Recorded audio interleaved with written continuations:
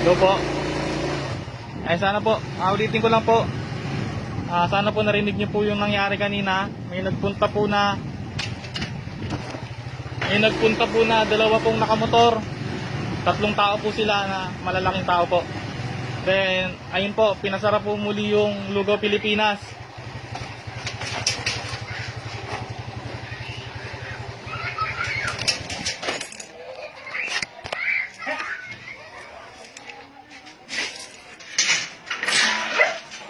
Tay, wala daw akong audio. Ngayon, tingnan mo nga ngayon. Pumunta na naman dun yung taga-barangay. Kita sasala kayo, uli kayo. Oo, akala ko nga, sasaktan ako eh. Kasi kanina, inaano ako, inaharas ako eh. Sino? Yung dalawang mama.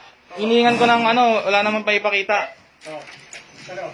Ayun, Hindi mo nakilala mo. naka-face mask eh, pero may ID nga sa grabe takot ko, akala ko. O sana hindi mo. Ba't ako doon tapos? Hindi, ang lalaki nila eh, tapos parang mga sila eh. Oo. Hindi, wala naman silang kasamang pulis, hindi sila nakamobil. Pinasira nila. Ikaw lang mag-isa? Yung May dalawa sila, tapos may isang lalaki. Pinakita yung yung papel na hindi siya official dahil, alam mo yung pinicturan lang. Oo. Tapos, in-scan, pinrint. Oo. Yun yung 3 page. Tapos, yun ang pinapakita niya papel. Oo. Na may pirma daw ni Arthur Robes. Doon sa mayari mo, lugawan. Pahinga ng tubig to. Oo. Pahinga ng tubig na wala daw akong audio kanina, hindi nakuha na yung mga pinagsasabi ng yung mataba na yun. Oo, hindi nakuha. May naka-on pala yung video call sa naka-video call pala ako, hindi ko napansin eh. Naka-video call ka kay tita? Hindi, may yung sa, yung sa riders namin dyan sa yung samahan namin. Nakunan ko yung video, kaya lang wala daw audio, sabi ng tao nanonood sa may tapat. Oo, ngayon. Kaya makita niya yan, di ba wala? Hindi ko alam kung ano. Si tita kanina, di ba ka-video call nila? Tinawagan nila eh. Baka, tinatanong ko pa si tita MJ Oo, yung record okay siya. po lang na kinuha ko na.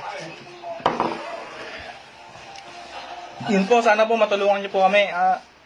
Pinag-iinitan na naman po yung yung Lugaw Pilipinas doon. May nagpunta po doon. Tama po ba yun?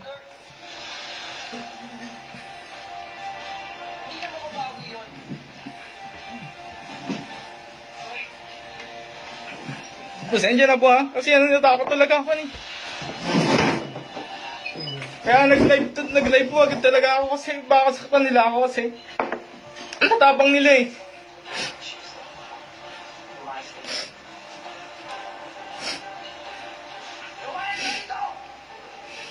Ba't naman po sila ganon? Patay ko ng tali.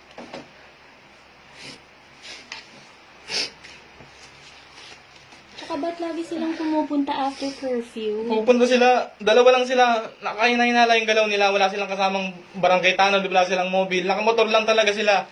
Tapos ang gusto nila isara yung tindahan dahil meron daw silang memo na pinapakita na Pupunta po kayo iscan lang before yun. curfew. Tsaka ba't sila kailangan magagaganon? Para nandun yung may-ari. Hindi Hindi naman- po yung ganun. Kung nakita nyo kanina kung paano ako brasuhin ng mga mama na yun, hindi nyo lang narinig yung audio, yung pinagsasabi sa akin.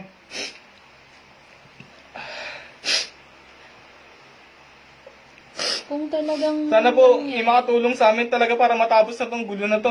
Kasi hindi po kami makapaghanap buhay ng maayos kung lagi na lang pong ganyan eh. Kung talagang gusto nyo ipasara yan, pumunta po kayo ng legal hours. Kung may curfew ng 6 Saka bakit p.m. ganun? Pumunta sila, dalawa lang sila, napaka-unofficial ng lakad nila. O kung official yan, official, edi dapat po before curfew nandun kayo. Office hours nyo, 8 to 5. Tsaka para silang Kaya nag-video talaga ako kasi para silang mananakit nung wala pang video pagdating ko. Sinigaw-sigawan ako nung mataba na si Rudy daw. Siya daw yung Rudy. Idol na idol daw niya ako dahil daw sa akin, kamuntik-muntikan na daw magpakamatay si Pes. Kasalanan ko pa ba yun? Ako ba may gawa nun? Sila naman nagsimula nun, di ba?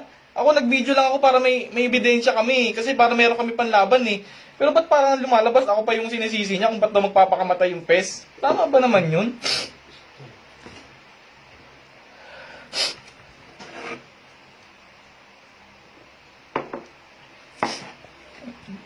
Sa nakakapanood po nito, sana po matulungan niyo po kami kung saan mo umabot tong video na to. Kami po naghahanap buhay lang naman po kami. Wala na po kami ibang gusto eh. Tapos po ginaganyan nila kami. Ayan po, sinarado na naman po yung tundaan. Umuwi na naman po ako. Wala namang kaso kung gusto niyo ipasara. Ayun sa legal. Dapat po maayos. Huwag naman pong gano'n na para kayong...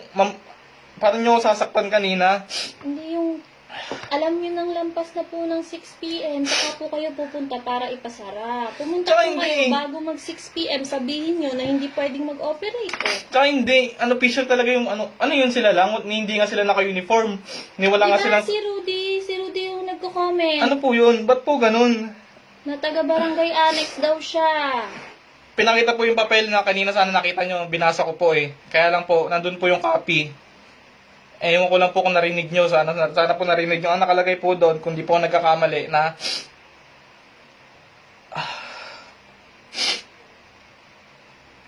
Babalik ako doon. Kukunin ko yung papel. Videoan ko. Hindi na, wag mo na. Pabayaan mo naman na yan.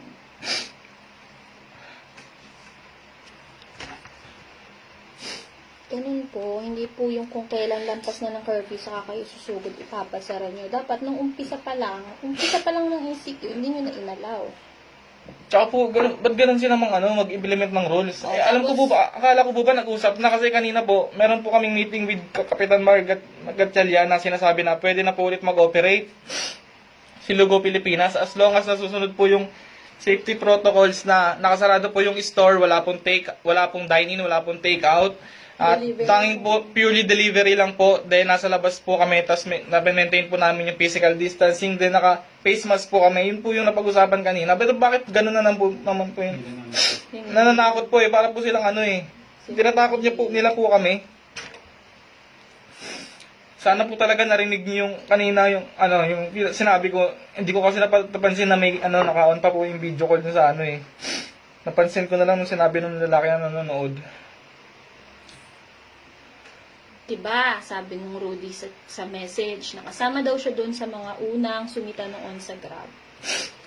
Na binabastos daw sila ng Grab. Tapos po, nung naglabas po ako ng cellphone, ang sabi niya, ayan ka na naman, magla-live ka na naman, magpapaawa ka na naman. Nagpapaawa po ba ako sa inyo? Hindi po ako nagpapaawa. Gusto ko lang po mangyari. Updated po kayo sa nangyayari dahil po ganito po yung sistema sa amin sa Luzon, sa Jose del Monte, Bulacan. Ganito po nila kami brasuhin. Kahit po kami mga Grab riders po. Akala ko po tapos na po Akala ko nga po Tapos yun na naman po yung nangyari. Sana po, kung sino naman po yung nakakapanood nito, pakishare na lang po ng live. Para po mapansin ulit at magawa na po talaga to ng legal actions. Hindi na po pwedeng ganito lang to. Talagang pati yung kaligtasan po namin mga riders po, hindi po maayos po. Kumbaga, alanganin po kami. Paano na lang po ko yung pamilya ko? Paano po ako maghanap buhay, di ba? Di ba nga, actually kaya nga dumating yung press noong time na yon kasi nagpatawag lang ng backup itong tanod dahil nga nagkakainitan sila nung unang Grab driver na nakaalitan nila kasi... Akala ko talaga kanina pa, sasaktan ako kasi nilabas ko yung, kasi inaano ko Alam mo yung... Ilang kayo doon? Bakit pupuntirahin niyo yung tao? Ang laki-laki nun Ilang kayo nung nandun? Dalawa kaming rider. Tapos dalawa din sila. Dalawa sila, may kasama pa silang isang lalaki na medyo payat na nagbibideo. Binibidyo din kayo? Binibideo rin kami. Sabi, ba't daw ako nagbibideo? Sabi ko, gusto ko lang po i-record. Kasi po, baka po saktan nyo ako, at least po naki-document. Nung nilabas ko na po yung video, nag-live na po ulit ako, hindi na po sila ganun ka-agresibo. Di ba? Tapos sasabihin... Kung hindi po pala ako nag-video, edi ano nangyari sa akin? Baka hindi na nyo na ako nakita dito. Natatakot ako Grabe yung takot ko, grabe yung kaba ko. Kaya dito ewan kaya ako naiiyak hindi ko makontrol yung sarili ko. Ba't na naman? Alam niyo po ba kung saan siya galing? Nag-deliver po siya ng free lugaw sa mga napili ng isa po nating netizen na bigyan ng free lugaw at namigay din po siya ng free lugaw sa mga frontliners. Kakauwi ko lang po, kasi meron pong isang tao na nagmagandang loob na kinontak po ako. Then po yung yung Ma Mary Jane na nagbigay po siya ng free lugaw. Tapos ako po yung pinag-deliver para po yung delivery fee sa akin na po magpunta. Tapos pagbalik ko po doon kasi para kuhanin ko po yung lugaw kasi meron daw po kaming lugaw na para sa akin. Iniwan ko po doon para po iuwi sa bahay para kainin sana namin. Kasi ganun na po yung naabutan ko.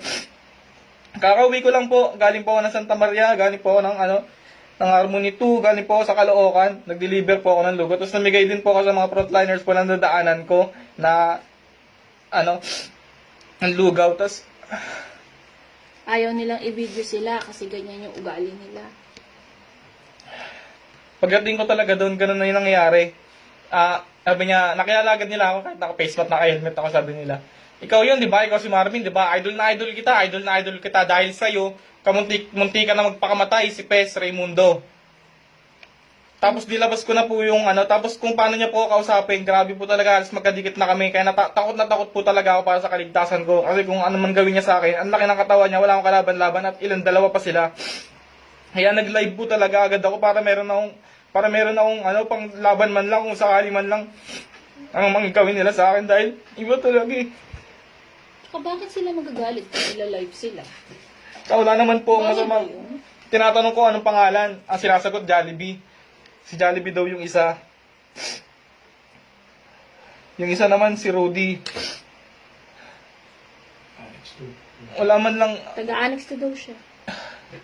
Sabi niya. Sana po matulungan niyo po talaga kami na hindi po nila kami titigilan talaga eh. Paano na lang po yung buhay namin dito kung hindi na po makakabiyahe? Paano na lang po kami kakain ng pamilya ko? Totoo lang po, nahihirapan na rin po ako. Grabe na rin po yung stress na nadulot sa akin nito. Hindi ko naman po kagustuhan na mag-trending to eh. Hindi ko naman po sinasadya na mangyari to eh. Hindi ko naman po ginusto, ba't parang ako sinisisi kung ba't nagpapakamatay si Pes? Ako yung sinisisi nila. Hindi naman. Kasalanan ko daw. Idol daw nila ako. Tapos yung pinapakita nilang papel kanina, hindi talaga siya official. Dahil iniscan lang siya, pinicturan sa cellphone, then iniscan, then pinrint. Tapos binigay sa amin, tapos po, maya-maya, binabawi na. Sabi ni Tita MJ, wag na ibigay para yun yung bukas. Tapos sabi nila, kailangan pa daw dahil daw baka may pangabukas pa daw na establishment. Yun daw ipapakita niya. Yun ang sabi niya kanina. Alam ko kasi hindi na siya nakuha ng audio eh. Wala talaga, sayang lang. Hirap po yun. Sayang Yung papel nandun yung papel sa may lugawan. Tapos nagsarado na sila, sabi ko, huwag na sila magbukas. Di ba po? Ano po bang problema nila sa Lugaw Pilipinas? Ako po concerned po ako personally sa Lugaw Pilipinas dahil po, yun po yung source of income namin eh. Doon po ako kumukuha ng booking dahil po yung Lugaw Pilipinas malapit lang po sa bahay namin. Hindi na po ako makalayo ng ibang lugar para bumiyahe dahil po nag-aaral po ako sa umaga. Nagsa-sideline na nga lang po ako para po masurvive lang itong pandemic na to, tapos ganun pa po yung gagawin nila. Sa totoo lang po, baon na po kami sa utang, dahil po tayong problema. Ang dami pong naniningil sa amin.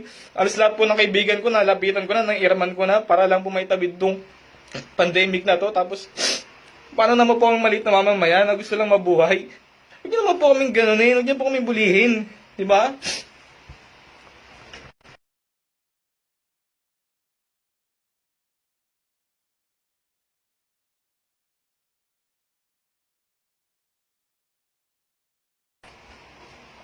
Okay na? Yun po, sana po matulungan niyo po kami kung sino man po yung may kakayahan pong tumulong sa amin dito po. Nandito po kami sa Harmony Hills 1, Barangay Muzon, San Jose del Monte, Bulacan po. Di po talaga nila kami tinitigilan. Ayaw po nila kami talagang tigilan, ayaw po nila kami lubayan. Wala naman po kami ginagawang masama. Sa pagkakaalam ko, sumusunod lang po kami sa order po ng ITF na pwede po kaming mag-operate. Kakapalabas lang po eh. In-interview po sorry. Sorry, ano po talaga yung pakiramdam ko ngayon, sobrang po. Nag-aalo po yung takot, tsaka lungkot, tsaka grabe po. Kakatapos lang po nung balita, di ba, kung napanood nyo naman po na ang sabi po is allowed po mag-operate si food establishment as long as meron pong delivery. Akala ko po okay na eh. Kaya nga po, baka sakali po kami na makabayahe ulit. Dahil okay na nga po, dahil kaninang umaga nag-open na po. Nagpunta pa po doon yung iba pong mga sila GMA7, ABS-CBN, TV5. Nagpunta po doon sa mismong Lugaw, Pilipinas. Kinuha po yung panig nila. Ako po personally, sa sobra pong dami nag-i-interview, hindi ko na po sila ma-accommodate lahat. hindi ko po kagustuhan to na mag-trending po yung lugaw, pero sila po naman po ang gumagawa nito eh. Kung ba't po sila nagte-trending? Kasalanan naman po nila to.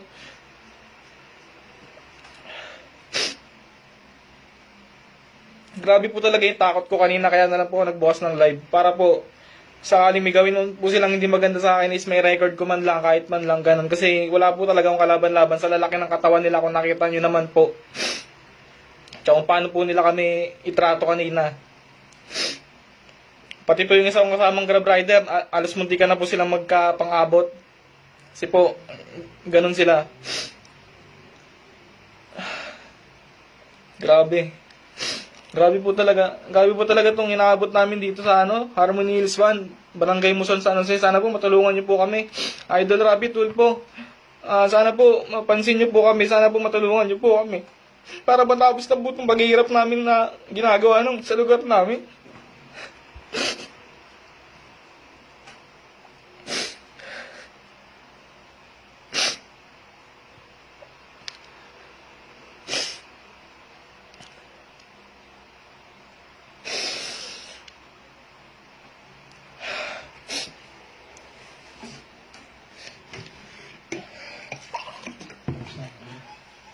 Tapos na.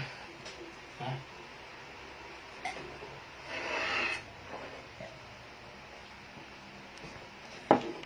Dito ko na po siguro i-end yung live. Sana po bukas hopefully po may kumontak po ulit sa amin na taga local government po, na mahingan po namin ng tulong regarding po dito sa nangyari. Kasi hindi po talaga nila kami titigilan. Humingi po kami ng tulong sa inyo. Sana po umabot po to sa pinakataas. Ulit, mapansin po ulit kami talaga pong ayaw po nila kami patahimikin. Pinasara na naman po nila yung Lugaw Pilipinas. At pinauwi na naman po kami. Pinaalis na naman po kami dahil curfew daw. At wala daw pong karapatan na mag-operate si Lugaw Pilipinas. Dahil hanggang 6 PM lang daw sila pwede. Dahil nga po curfew. Ang linaw na po ng sinabi eh. Sinabi na po eh. Hindi po ba nila naiintindihan yun? Sinabi na ni in-announce ni galing na sa Malacanang na essential yung lugaw, essential yung food na sinaserve ni Lugaw Pilipinas. Bakit siya ipapasara? Bakit? Ano ba? Ano po problema nila sa Lugaw Pilipinas? Akala ko tapos na eh.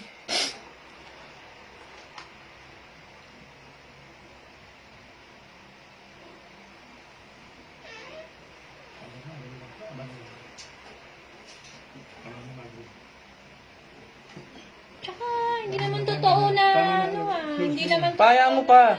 hindi naman totoo na natanggal naman sa trabaho yung tao. Kung ano man yung kumakalat na yon, kung ano man yung kumakalat na yun, hindi totoo yon. Dahil una sa lahat, hindi nagpa-unlock yon. Hindi po namin siya nakausap. Yung PES, wala po na nangyari yun. At wala po kami sinabi na hindi po kami magsasampa ng reklamo dahil sa nangyari po ngayon, talagang magsasampa na po kami ng reklamo laban sa kanila. Kung sino man po yung dapat na managot sa pangyayaring ito. Nandito na po ito eh. Hindi po talaga nila kami titigilan hanggat hindi po nasa-serve yung batas eh.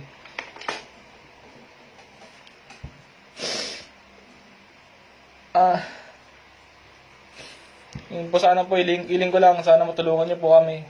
Sa mga nakakapanood po dito, paki-share na lang po ulit lang po ng live. Paki-share na lang po ng live.